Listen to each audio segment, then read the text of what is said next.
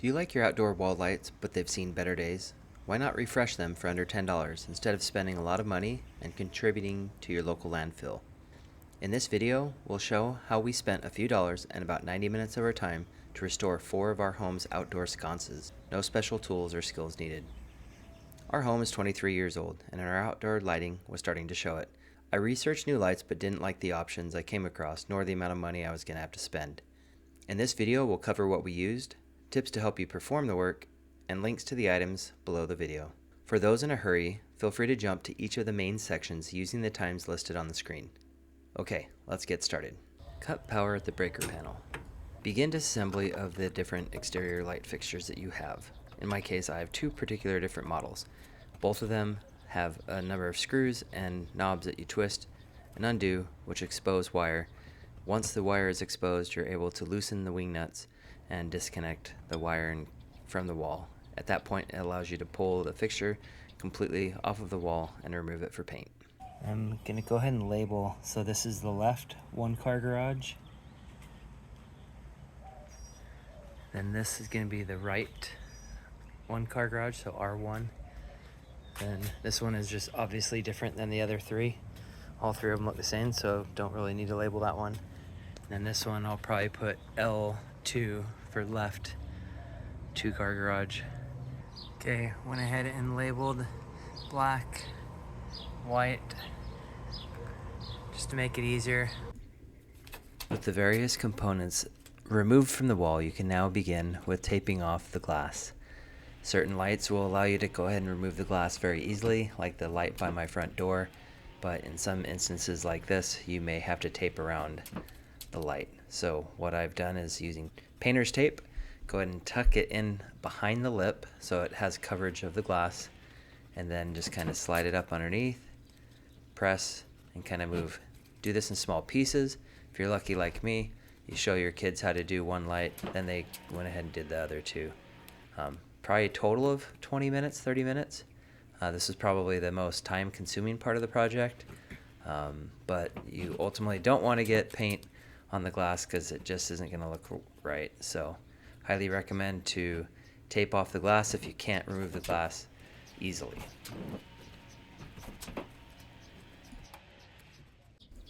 Moving on to the next step, here we are cleaning the outdoor fixtures. Have a wet microfiber towel, and we're just scrubbing really hard. You don't need to necessarily sand or rough up the paint. These lights have already seen enough abuse in the sun and in the elements. They're really, porous materials. They're going to absorb and soak in the paint really well. So again, just scrub it down, wipe really good, get that wet microfiber towel and just kind of move it all around and just get that surface clean so you can spray a new shiny coat of paint. To keep the glass from getting overspray, I stuffed the lights with towels, and then at the very top of the towels, I had a sacrificial microfiber towel that I just placed at the very top. Those I threw away at the end. With everything ready, now it's time to take your spray paint, shake the can really well, follow the instructions, then just do a really light coating. And you really try to approach it from all different angles. You can kind of see at some points I have my hand up high, some points I'm getting low. Ultimately what you're really trying to do is kind of hit the paint in every little nook and cranny from all different angles to get some decent coverage. Again, go light on coat number 1, let it dry, follow the instructions again, then you can come back for coat number 2, which is what I'm doing here. Again, really light, you're just kind of moving around. Don't go so heavy that it has any runs, just basic spray paint technique. You can go ahead and remove the towels at this point. Pretty straightforward. Pull those out. Now on certain lights you're going to want to mask off certain components without getting spray, so here I am wrapping the sacrificial microfiber towel around that component. Everything else I'm fine with getting sprayed on. Okay, with everything taped off that was of importance. Now again, kind of same process here. Light sprays from different angles. It's okay if you don't get 100% coverage on the first spray. When you come around for coat number 2, you'll likely hit the thin spots, but just keep it light, keep moving, try different angles. Ultimately, as it dries, you can kind of see where you might have missed and maybe need some additional coverage. But as you can see, it's applying really well. Just kind of moving around, touching up, noticing where the thin spots are, hitting them again. Just you'll really see it as you move slowly. You'll get a good idea of how it's turning out.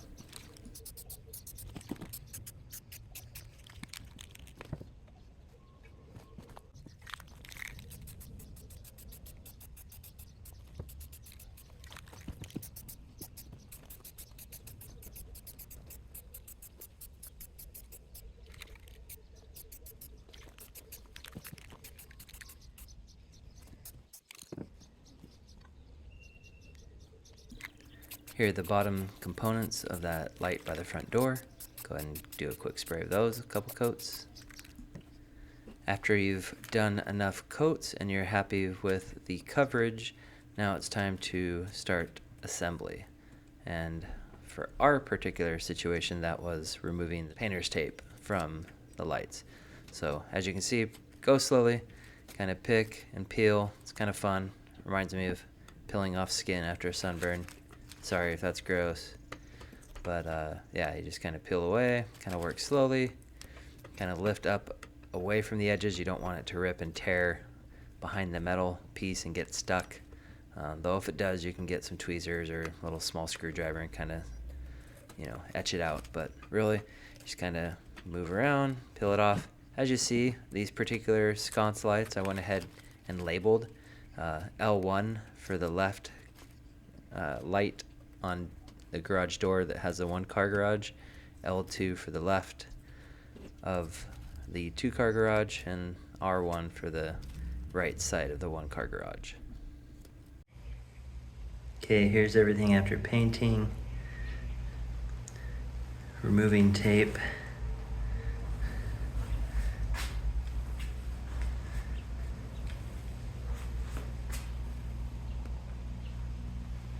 Before assembling, it doesn't hurt to have a voltage tester.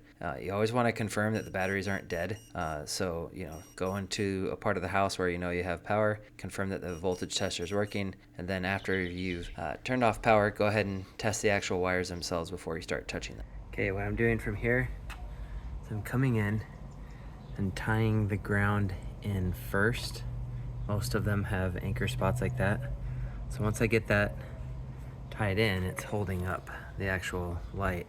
With the ground wire fastened, I now am able to hang the light and use both hands really easily and just at this point connect the wires. So black wires to black, white to white. Using the twisting motion, I'm able to bind them together. With the wires connected, now it's time to tuck them in back into the space. And as this is tucked in, make sure you aren't going to pinch with the housing of the light, but you can kind of place it, line up so the screws stick out, protrude.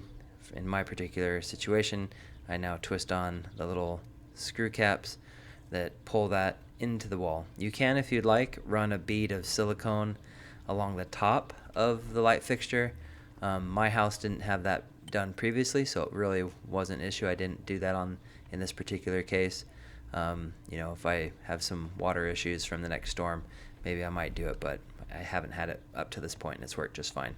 So at this point, you're just going through the process of reassembling, kind of what you saw already in the video, but just the reverse order. As you can see, these lights look a million times better. They look brand new compared to the gray faded out crap that they looked like earlier. So really pleased with how they turned out. Something to keep in mind of is making sure that the lights are tightened back level. These ones had a little bit of play moving back and forth. Taking a level allows you to do that. With the lights level, now it's time to drive home that last screw cap. So putting these on tight pulls the sconce up against the stucco of the wall. And one last step, remove the label for this particular light. As you can see, really pleased with how these turned out. I think anyone passing by would think that we just got brand new lights, when all that we did was spend about $6 on a can of spray paint and an hour and a half maybe total of time Saved us easily a couple $100 from having to buy all new lights. These sconces typically run anywhere from $40 to $200 each. So again, big savings here by just putting in a little bit of effort. As mentioned earlier, we've linked all the items in the video description below, which, by the way, if you click on one of those links and buy something, shortly after I might get a small kickback at no cost to you. Also, there's a way to help small creators like myself via the Super Thanks button below the video. And lastly, it wouldn't be a video from the internet if I didn't ask you to hit the subscribe button. At least my pleading was at the end of the video, so you didn't have to sit through that before getting the information you came for.